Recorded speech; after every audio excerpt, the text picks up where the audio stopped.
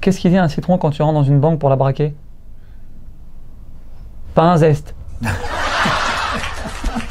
Alors quel doit être notre réflexe instantané quand on est face à une épreuve? C'est marqué dans le prophète Shmuel que lorsque David Améler prit la décision de partir en guerre avec ses soldats à la conquête de Siklag, le roi David décide de laisser sur place les femmes et les enfants. Mais à leur retour, c'est le drame. Toute la ville, les femmes, les enfants ont été pris en captivité par les Amalékim.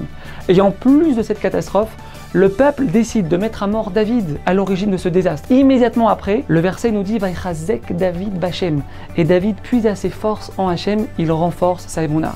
Et juste après, le roi David part consulter les Urim et Tumim pour savoir est-ce qu'il doit partir en guerre contre l'Amalékim ou non. Mais là, une énorme question se pose. Pourquoi David Améler ne vient pas avant toute chose demander conseil aux Urim et Tumim? Pourquoi le verset nous dit que David s'est d'abord renforcé? Les commentateurs nous expliquent une notion absolument vitale pour nous. Lorsqu'on se retrouve face à une épreuve, Dieu nous en préserve. La première chose qui se passe, c'est qu'on perd le contrôle. Notre sérénité s'évapore. On a l'impression que le monde va s'écrouler, que tout est perdu.